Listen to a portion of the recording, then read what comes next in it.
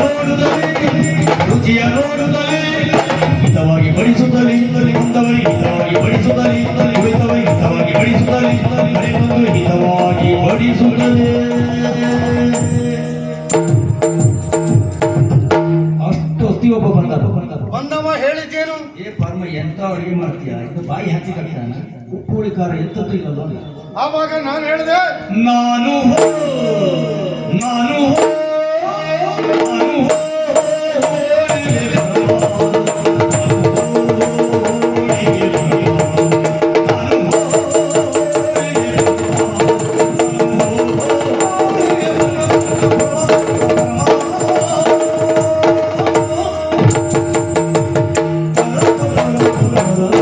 ಪರಮೇಶ್ವರ ಎನ್ನುವ ಹಾಗೆ ಒಳ್ಳೆಯ ಹೆಸರಿದ್ದರೂ ಕೂಡ ಜನನನ್ನು ಕರೆಯುವುದು ಹೇಗೆ? ಪರಮ ಅಂತೇಳಿ. ಬರೇ ಪರಮ ಅಲ್ಲ, ಪಾಯಸ ಪರಮ ಅಂತಾರೆ, ಹೋಳಿಗೆ ಪರಮ ಅಂತಾರೆ, ಅಡುಗೆ ಪರಮ ಅಂತಾರೆ. ಅಡುಗೆಯಲ್ಲಿ ಹೆಸರು ಮಾಡೋದು ಬಹಳ ಕಷ್ಟ. ಕೆಲವರಿಗೆ ಸಿಹಿ ಆಗುದಿಲ್ಲ, ಕೆಲವರಿಗೆ ಖಾರ ಆಗುದಿಲ್ಲ, ಕೆಲವರಿಗೆ ಹುಳಿ ಆಗುದಿಲ್ಲ, ಕೆಲವರಿಗೆ ಉಪ್ಪಾಗುದಿಲ್ಲ. ಅದೆಲ್ಲವನ್ನು ನಿಭಾಯಿಸಿಕೊಂಡು ಅಡುಗೆಯಲ್ಲಿ ಹೆಸರು ಮಾಡಿದವಂತ ಹೇಳಿದ್ರೆ ಪರಮ. ಒಳ್ಳೆಯ ಅಡುಗೆ ಆಗಬೇಕು ಅಂತ ಹೇಳಿ ಆದ್ರೆ ಬ್ರಾಹ್ಮಣರೇ ಬೇಕು ಅಂತ ಏನಿಲ್ಲ. ರುಚಿ ಶುಚಿ ಒಳ್ಳೇದುಂಟು, ಯಾರು ಅಡುಗೆ ಮಾಡ್ಬೋದು ಸ್ವಾಮಿ. ಪರ ಊರಿನಲ್ಲೆಲ್ಲ ಹೋಗಿ ನೋಡಿ, ಅಡುಗೆ ಮಾಡುವ ಬ್ರಾಹ್ಮಣರೇ ಯಾರು ನೋಡೋರಿಲ್ಲ. ಭಟ್ರೆ ಅಂತ ಕರೀತಾರೆ ಬಿಟ್ರೆ ಎಲ್ಲರೂ ಬ್ರಾಹ್ಮಣರಲ್ಲ. ಹಾಗಂತ ಈ ಧರ್ಮಾತ್ಮ ಮಹಾರಾಜರ ಜೊತೆಯಲ್ಲಿ ಬಹಳಷ್ಟು ವರುಷಗಳಿಂದ ಇದ್ದೆ. ನಾಳೆಯ ದಿನದಲ್ಲಿ ವಿಶೇಷ ಕಾರ್ಯಕ್ರಮ ಆದ್ರಿಂದ ವಿಶೇಷ ಅಡುಗೆ ಆಗಬೇಕು ಅಂತ ಹೇಳಿದ್ದಾರೆ. ನಾನು ಒಬ್ಬನೇ ಅಲ್ಲ, ನನಗೊಬ್ಬ ಸಹಾಯಕ ಇದ್ದಾನೆ, ನಾಣಿ ಎನ್ನುವ ಹಾಗೆ. ಕಲಿಕೆ ನೋಡಿ ಈಗ. ಏ ನಾಣಿ,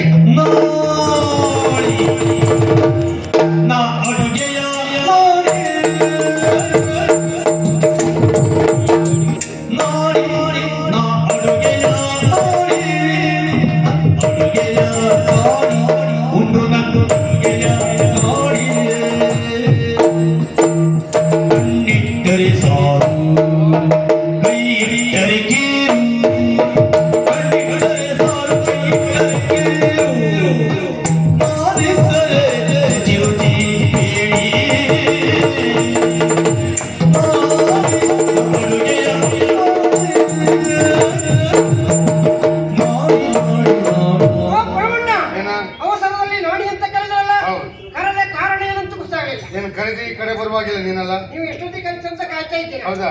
ಕಸ ಗುಡಿಸಿದ್ಯಾ? ಕಸ ಗುಡಿಸಿದ್ದೆ. ನೆಲ ಒರೆಸಿದ್ಯಾ? ನೆಲ ಒರೆಸಿದ್ದೆ. ನಾನು ಮಾಡುವ ಕೋಣೆ ನೀವು ಮಾಡುವ ಕೋಣೆ ಗುಡಿಸಿ ಒರೆಸಿದ್ದೆ. ಪಾತ್ರೆ ತೊಳೆದ್ಯಾ? ಪಾತ್ರೆ ತೊಳೆದಿ. ಎಂತ ತೊಳೆದ ಪುಣ್ಯಾತ್ಮ. ಏನಾಯ್ತು? ಮುಸ್ರೆ ಹಾಗೆ ಉಂಟು, ಮಸಿ ಹಾಗೆ ಉಂಟು.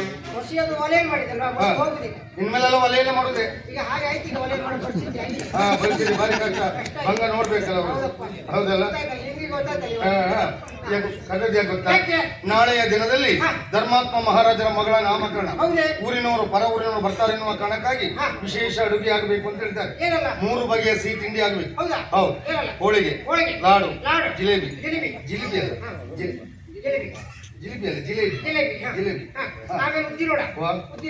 ಇದು ನಾಮಕರಣದ ಬೊಜ್ಜದ ಅಡಿಗೆ ಅಲ್ಲ. ಅದು ಮೊನ್ನೆ ಮಾಡಿದ್ದು, ಇದು ನಾಳೆ ಆಗ್ತಿರೋದು. ಪಟ್ಟಿ ಮಾಡಿ ಇಟ್ಟಿದ್ದೇನೆ.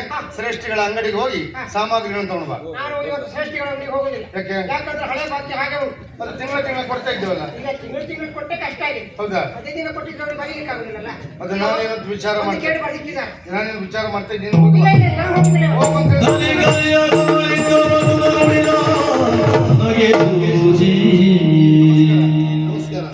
ನಮಸ್ಕಾರ. ನಮ್ಮ ಅಡುಗೆಯ ಸಹಾಯಕ ನಾಣಿ ಅಂತೇಳಿ. ನಾಳೆಯವರೇ ನಮಸ್ಕಾರ. ಏ ಪರಮ, ಎಲ್ಲೇ ಹೋಗಲಿ ಎಲ್ಲವರ ಬಾಯಲ್ಲೂ ನೀರಿ ಅಂತ ತಿನ್ನುವ ತಿಂಡಿ ನಾನು. ಹಾಗಿಲ್ಲ, ನಿನ್ನ ಸುದ್ದಿಯೇ ಮಾತಾಡುದು. ಏನಂತ? ಅಡುಗೆಯಲ್ಲಿ ಪರಮನನ್ನು ಮೀರಿಸುವರು ಮತ್ತೊಬ್ಬರಿಲ್ಲ ಅಂತ. ಹೌದು, ಅಷ್ಟು ಮಾತ್ರ ಅಲ್ಲ, ನಿನ್ನ ಪಾಯಸಕ್ಕೆ ಏನು ಹೆಸರು ಉಂಟಾ? ಹೆಸರು ಹಾಕಿಯೇ ಪಾಯಸ ಮಾಡೋದಲ್ಲ, ಅದರಿಂದ ಒಳ್ಳೆ ಹೆಸರು. ಹೆಸರಾಕಿ ಪಾಯಸ ಮಾಡೋದ್ರಿಂದ ಒಳ್ಳೆ ಹೆಸರು. ಹಾಗಾಗಿ ದಿನಕ್ಕೆ 3 ಬಾರಿ ತಿಂತೇನೆ. ಎಷ್ಟು ಬಾರಿ? 3 ಬಾರಿ ಪಾಯಸ ಇದ್ರೆ ಇಲ್ಲ, ನಾನು ತೆಗೆದಿಟ್ಕೊಳ್ತೇನೆ.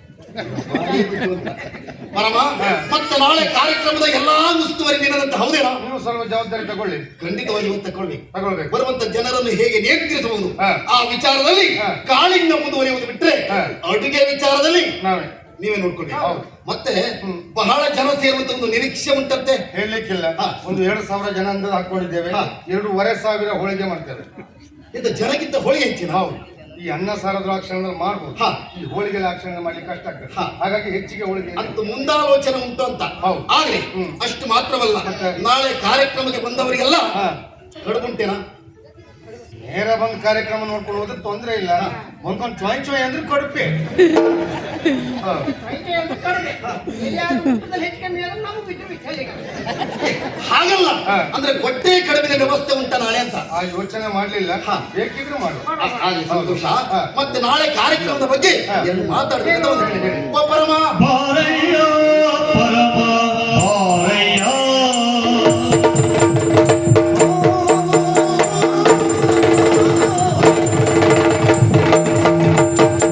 ಬಾರಯ್ಯ ಪರಮ ಬಾರಯ್ಯ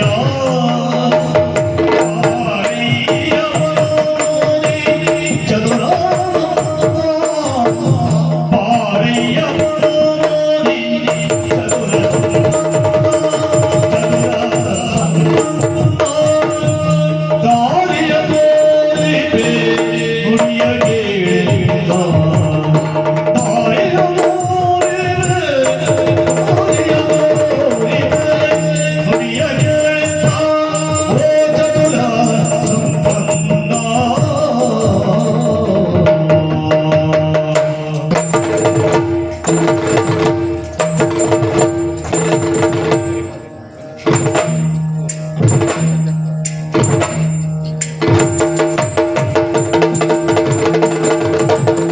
ಚಾರು ಪರಮಾತ್ಮನಿ ವಿಷವ ಸೇರಿಸುತ್ತ ನಿಜ.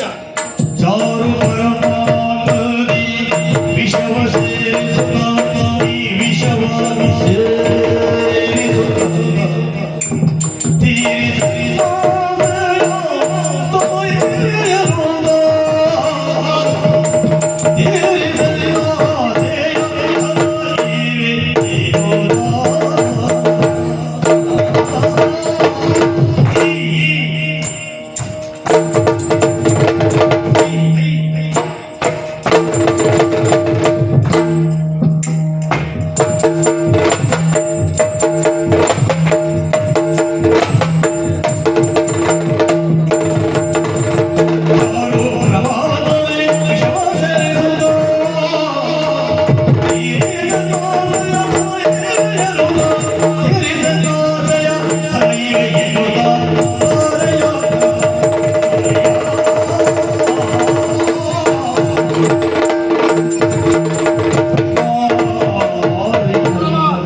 ನಾಳೆ ಕಾರ್ಯಕ್ರಮಕ್ಕೆ ಮಹಾರಾಜರು ನಮಗೆ ಬಹಳಷ್ಟು ಜಾಗ್ರತೆ ವಹಿಸಿಬಿಟ್ಟಿದ್ದಾರೆ.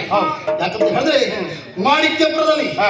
ಇಲ್ಲಿವರೆಗೆ ಇಷ್ಟು ದೊಡ್ಡ ಕಾರ್ಯಕ್ರಮ ನಡೆದದ್ದೇ ಇಲ್ಲ. ಇಲ್ಲವೇ ಇಲ್ಲ. ಮಹಾರಾಜರಿಗೆ ಮದುವೆ ಆಗಿ ಹಾ. ಅದೆಷ್ಟೋ ವರ್ಷದ ಮೇಲೆ ಹಾ. ಅವರಿಗೆ ಮಗುವಾದದ್ದು. ಹೌದು. ಅಂತ ಸಂತೋಷದ ಕ್ಷಣವನ್ನು ತಾವು ಕಣ್ತುಂಬಿಸಿಕೊಳ್ಬೇಕು, ಹಾ. ಕಣ್ಣು ಸಂಭ್ರಮಿಸಬೇಕು. ಹಾ. ಇಂಥ ಆಸೆ ಆಕಾಂಕ್ಷೆಗಳನ್ನಿಟ್ಟು ಮಾಣಿಕ್ಯಪುರವನ್ನು ಸೇರುವಂತಹ ಹಾ. ಅದೆಷ್ಟೋ ಮಂದಿ ಅತಿಥಿಗಳಿದ್ದಾರೆ. ಹೌದು. ಬರುವಂತ ಅವರಿಗೆ ಹಾ. ಯಾವುದೇ ಕೊರತೆಗಳು ಬಾರದ ಹಾಗೆ ಹಾ. ನೋಡಿಕೊಳ್ಬೇಕಾಗಿದ್ದು ಈ ಮಾಣಿಕ್ಯಪುರದ ಪ್ರಜೆಗಳಾಗಿರುವ ನಮ್ಮ ಕರ್ತವ್ಯ ತಾನೇ. ಸತ್ಯ. ಕಾರ್ಯಕ್ರಮ ಹಾ. ಒಳ್ಳೆ ರೀತಿಯಲ್ಲೇ ನಡೆದು ಹೋಗ್ತದೆ. ನಡಿಬೇಕು. ಅದರ ಬಗ್ಗೆ ವಿಶ್ವಾಸ ಉಂಟು. ಹಾ. ನಾನು ಆ ಕುರಿತಾಗಿ ಯೋಚನೆ ಮಾಡೋದಲ್ಲ, ಮತ್ತೆ ನಿಮ್ಮ ಬಗ್ಗೆ ಆಲೋಚನೆ ಮಾಡುದು. ನಮ್ಮ ಬಗ್ಗೆ ಹೌದು. ಏನು? ಎಷ್ಟು ವರ್ಷ ಆಯ್ತು ಹಾ. ಈ ಕ್ಷೇತ್ರದಲ್ಲಿ ನೀವು ದುಡಿತಾ ಇದ್ದವರು. ಹೌದು. ಜೀವನದಲ್ಲಿ ಹಾ. ಅಲ್ಪ ಸ್ವಲ್ಪ ಬದಲಾವಣೆ ಆದದ್ದೇ ಇಲ್ವಲ್ಲ ಅಂತ. ಬದಲಾವಣೆ. ಹಾ. ಬದಲಾವಣೆ ಯಾಕಾಗಬೇಕು? ಬೇರೆ ಕ್ಷೇತ್ರಕ್ಕೆ ಹೋದ್ರು ಮಾಡೋದಿದೆ ಅಲ್ವಾ? ಹಾ. ಅಡಿಗೆ ಅಲ್ವಾ? ಇಲ್ಲಿ ಪ್ರಾಮಾಣಿಕದಿಂದ ದುಡಿತಾ ಇದ್ದೇವೆ, ಆಡಿಕೊಂಡ ಸಂಬಳಕ್ಕೇನು ಕೊರತೆ ಇಲ್ಲ. ಮತ್ತೆ ಯಾಕೆ ಬದಲಾವಣೆ ಆಗಬೇಕು? ತಪ್ಪಲ್ಲ ಪರಮ. ಹಾ. ನಾವು ಒಬ್ಬಂಟಿಯಾಗಿದ್ದಾಗ ಹಾ. ನಿನ್ನ ಹಾಗೆ ಯೋಚನೆ ಮಾಡುವುದು ಸತ್ಯ. ಹಾ. ನಾಳೆ ದಿನ ಹಾಗಿರುವುದಿಲ್ಲ. ನೀನೊಬ್ಬ ಗೃಹಸ್ಥರಾಗ್ತಿ. ಹೌದು. ಮದುವೆ ಆದ ಮೇಲೆ ಹಾ. ನಿನ್ನ ಹೆಂಡತಿ ಮಕ್ಕಳು ನಿನ್ನಲ್ಲಿ ಪ್ರಶ್ನೆ ಮಾಡಬಹುದು. ಹಾ. ಇಷ್ಟು ವರ್ಷ ನೀವು ದುಡಿದಿದ್ದೀರಲ್ಲ, ಹೌದು. ಏನ್ ಮಾಡಿಟ್ಟಿದ್ದೀರ ಅಂತ ಕೇಳಿದ್ರೆ ಆ ಹೆಂಡತಿ ಮಕ್ಕಳಿಗೆ ಕೊಡ್ಲಿಕ್ಕೆ ಉತ್ತರ ಉಂಟಾ? ಹೇಳದೇ ಇರ್ಲಿಕ್ಕಿಲ್ಲ. ಹಾ. ಹಾಗಂತ ನಾವು ಅದ್ರ ಬಗ್ಗೆ ಯೋಚನೆ ಮಾಡ್ಲಿಲ್ಲ. ಯಾಕೆ? ಹಾ. ನಮ್ಮ ಯಜಮಾನರು ಅಂತ ಹೇಳಿದ್ರೆ ಯಾರು? ಯಾರು? ಕರುಣಾ ಸಾಗರ, ಕರುಣಾಕರ ಮೂರ್ತಿ, ಹಾ. ಆಪದ್ ಬಾಂಧವ, ಕೊಡುಗೈ ದಾನಿ. ಕಷ್ಟ ಕಾಲದಲ್ಲಿ ಯಜಮಾನರು ಹೀಗಾಯ್ತು ಅಂತ ಹೇಳಿದ್ರೆ ಕೈ ಬಿಡುವುದಿಲ್ಲ ಅಂತ ನಂಬಿಕೆ ನಮಗುಂಟು. ಖಂಡಿತವಾಗಿ ಹಾ. ಅನ್ನವನ್ನಿತ್ತಂತ ವಿಧಾತನನ್ನು ಹಾ. ನಾವು ಕರುಣಾಕರ ಅಂತಲೇ ಕರಿಬೇಕು. ಹೌದು. ಹಾಗೆಂದುಕೊಂಡು ನಮ್ಮ ಜೀವನದಲ್ಲಿ ಬರುವಂತ ಎಲ್ಲಾ ಕಷ್ಟಗಳಿಗೆ ಹಾ. ಯಜಮಾನರು ಬರ್ಲಿಕ್ಕೆ ಆಗ್ತದ? ಇದಾಗಲಿಕ್ಕಿಲ್ಲ. ಹಾ. ಅಂತ ಸಂದರ್ಭದಲ್ಲಿ ದೇವರಿದ್ದಾನೆ, ದೇವರ ಮೇಲೆ ಭಾರ ಹಾಕಿದ್ರಾಯ್ತು. ಹೌದು ಪರಮ. ಹಾ. ಕಷ್ಟಗಳು ಬಂದಾಗ ಭಗವಂತನ ಮೊರೆ ಹೋಗುವುದು ಸತ್ಯ. ಹಾಗೆಂದುಕೊಂಡು ಯಾವುದೇ ಒಂದು ವಿಚಾರದಲ್ಲಿ ಹಾ. ನಾವು ಕೈ ಕಟ್ಟಿ ಕುಳಿತುಕೊಳ್ಬಾರದು. ಅಂದ್ರೆ? ನಮ್ಮ ಪ್ರಯತ್ನ ಎನ್ನುವುದು ಸದಾ ನಿರಂತರವಾಗಿ ಮುಂದುವರಿತಲೇ ಇರಬೇಕು. ಏನು ಅರ್ಥ ಆಗಲಿಲ್ಲ ನಮಗೆ. ಅಂದ್ರೆ ಹಾ. ನಾಳೆ ಕಾರ್ಯಕ್ರಮದಲ್ಲಿ ಹಾ. ನಾನು ಹೇಳುವಂತ ಕೆಲಸ ನೀವು ಮಾಡಿದೆ ಹೋದಾದ್ರೆ ಹಾ. ನಿಮ್ಮ ಜೀವನದಲ್ಲಿ ಇಲ್ಲಿವರೆಗೆ ನೋಡದೆ ಇರುವಷ್ಟು ಹಣ ಹಾ. ನಾನು ಕೊಡ್ತೇನೆ ನಿಮಗೆ. ಅಂದ್ರೆ ಬೇರೆ ಅಡುಗೆ ಆಗ್ಬೇಕಾ? ಹೌದಾ? ಹಾ. ನೂರಕ್ಕಾದ್ರೂ ನಾನಿದ್ದೆ ಇಷ್ಟಿಗೆ? ನೂರಕ್ಕಾದ್ರೂ ನಾನಿದ್ದೆ ಹಾ. ಕಾರು ಬಿಟ್ಟು ನೀವು ಬಿಟ್ಟು ನೀವು ಬೇರೆ ಎರಡು ಮಾಡ್ತೇನೆ. ಎರಡು ಮಾಡ್ತೇನೆ ಕಾರು ಬಿಟ್ಟು ಮಾಡ್ತೇನೆ. ಖಾರದ ಊಟ ಅಂತ ಹೇಳಿದ್ರೆ ಮೆಣಸು ಹೆಚ್ಚಾಗಿದ್ರೆ ಕಾರಣ? ಖಾರದ ಊಟ, ಕಾರಣ. ಸಿಹಿ ಊಟ ಅಂದ್ರೆ ಬೆಲ್ಲ ಹೆಚ್ಚಾಗಿದ್ರೆ ಒಳ್ಳೆ ಒಳ್ಳೆ. ಏನು ಸುಲಭದ ಅಡಿಗೆ. ಹೌದು. ಅದಕ್ಕಾಗಿ ನೀನು ಕಾರು ಬಿಟ್ಟು 100ಕ್ಕೆ ನೀವು 100ಕ್ಕೆ ಹಾ. ಹಾ.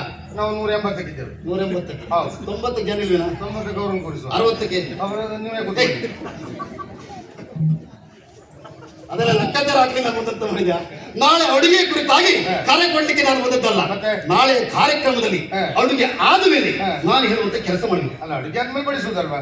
ಅಲ್ಲ, ಅಡುಗೆ ಆದ್ಮೇಲೆ ಬಡಿಸುವುದೇ. ಹಾ. ಬಡಿಸುವಂತ ಪೂರ್ವದಲ್ಲಿ ಏನ್ ಮಾಡ್ಬೇಕು ಕೇಳು. ಏನು? ಅಂದ್ರೆ ನೀನು ಅಡುಗೆಯೆಲ್ಲ ತಯಾರಿಸಿಟ್ಟ ಮೇಲೆ ಹಾ. ಯಾರಿಗೂ ಗೊತ್ತಿರದ ಹಾಗೆ ಹಾ.